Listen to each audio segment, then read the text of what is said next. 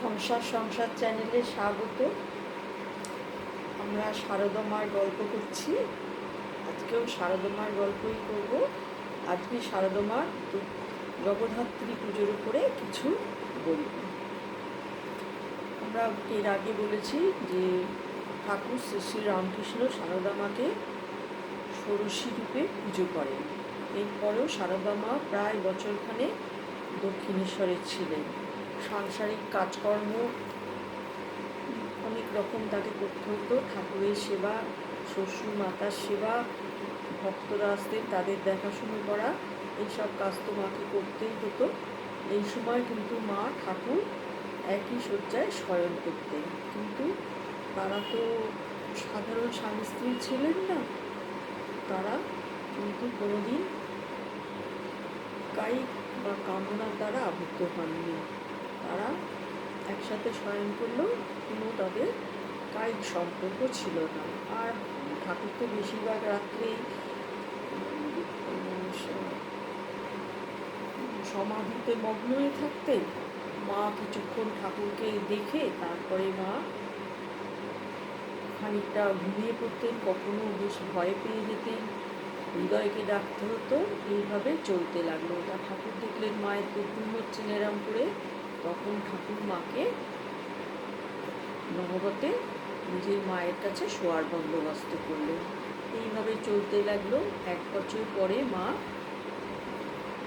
কামারপুকুর হয়ে জয়রামবাটি ফেরত আসলেন। এই সময় তার পিতার মৃত্যু হয়। স্বাভাবিকভাবে মা খুব দুঃখ পান, কিন্তু কিছু তো করার নেই, মেনে নিতে হবে। খুব মনোকষ্ট নিয়ে তিনি আবার দক্ষিণেশ্বর চলে আসেন।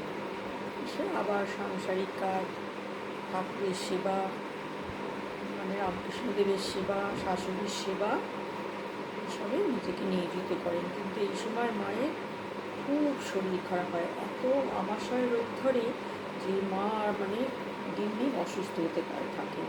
আর ঠাকুর তো মাকে খুব যত্ন নিতেন। ঠাকুর চিকিৎসাপাতি যেটুকু যা করানোর করলেন, কিন্তু দিন দিন মায়ের শরীর ভীষণ অসুস্থ হতে থাকলো। মা সামলাতে পারছেন না নিজেকে। আর ওখানে তো শৌচ কাজে যাওয়া খুব অসুবিধে, আগেই বলা হয়েছে। মা তখন ভাবলেন যে জয়রামবাটি যে গ্রামে যায়, ওখানে গিয়ে হয়তো ওই জল হয়, শরীর ভালো হবে। তিনি জয়রামবাটি ফেলে দেবেন। তো জয়রামবাটিতে এসেও কিন্তু তার শরীর আরোই খারাপ হতে থাকলো। তিনি দিন দিন ভীষণ অসুস্থ হয়ে পড়লেন। এমন অবস্থা হলো যে তার শৌচে যাওয়ারও প্রায় ক্ষমতা নেই। তিনি একবার গেলে সেখানেই শুয়ে পড়তেন। এই করতে করতে তার শরীর একদম শীর্ণ হয়ে গেল, চোখ মুখ ফুলে গেল, চোখ নাক দিয়ে জল পড়ছে, শরীর একদম এত অসুস্থ হয়ে গেছে, শরীরে আর কিচ্ছু নেই। মা তখন নিজেই একদিন জলে নিজের চেহারা দেখেই ভাবলেন এই জীবন আর রাখবো না। যা হোক, তখন কারোর কথা শুনে মা তখন ওখানে সিংহবাহিনী, খুব প্রতিষ্ঠিত দেবী, সবাই বিশ্বাস করতেন। মা সেই সিংহবাহিনীর কাছে ধর্ণা দিলেন। অনেক আগেকার দিনে এরকম ছিল, যেমন তারকেশ্বরের লোকে মানত করে ধর্ণা দেয়, মাও তেমনি ভাবলেন প্রাণ গেলে এখানেই যাক, আমি আর কিছু করতে পারবো না। মা সারা দিন রাত ওখানেই পড়ে থাকতেন। আর রাত্রিবেলা মায়ের ধাত্রীমা মাকে পাহারা দিতেন। নির্জন জায়গা, জঙ্গলকে দেখবে। তারপরে দ্বিতীয় দিন শ্যামা দেবী দেখলেন তার কাছে একটি কালো করে 10-12 বছরের কামারের মেয়ে এসেছে। সে বলল যে আমি এক্ষুনি শারদাকে ডাকো, ও হয়েই যাবে, আমিও ওকে ওষুধ দিচ্ছি বলে তখন শ্যামা দেবী, মানে শারদা দেবীর জননী, তাকে নিয়ে আসলেন। তখন উনি বললেন যে সেই মেয়েটি বলল যে লাউ ফুল আর রস নুন দিয়ে চোখে দিতে, উনি সুস্থ হয়ে যাবেন।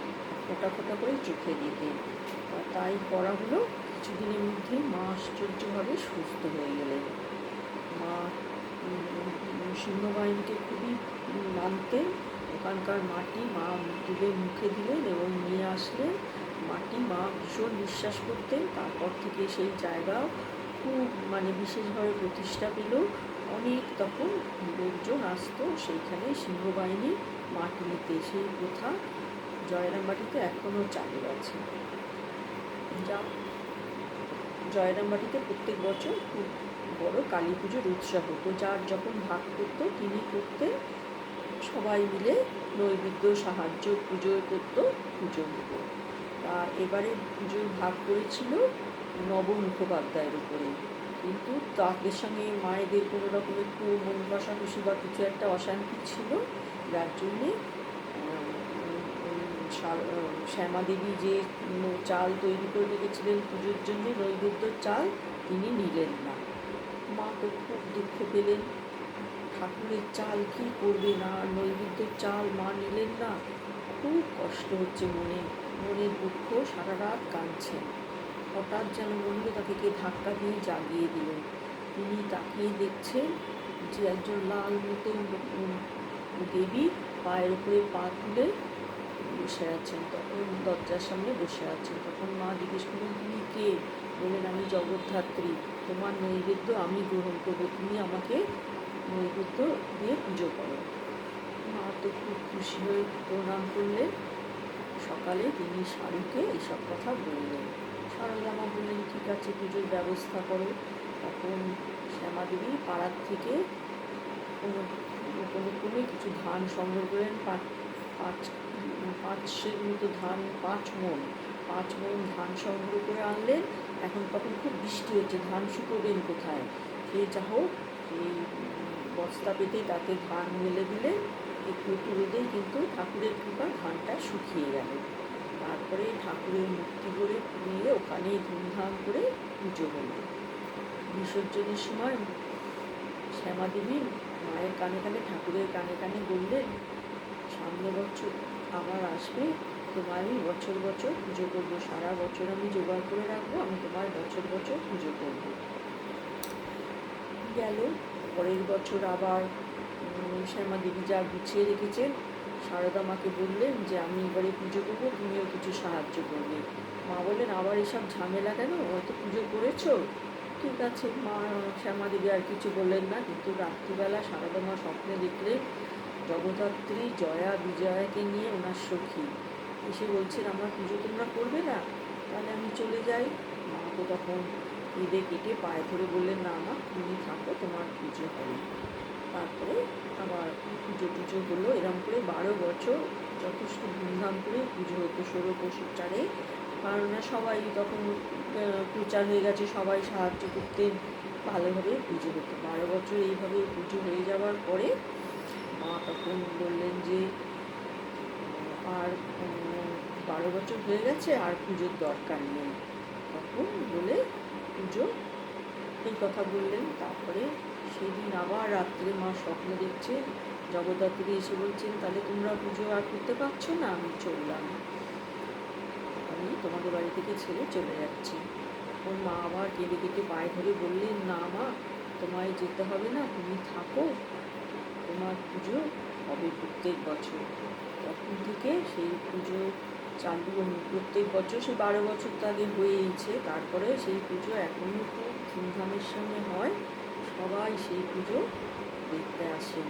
মানে বহু দূর দূর থেকে জয়রামবাটিতে সেই বিখ্যাত পুজো দেখতে আসেন।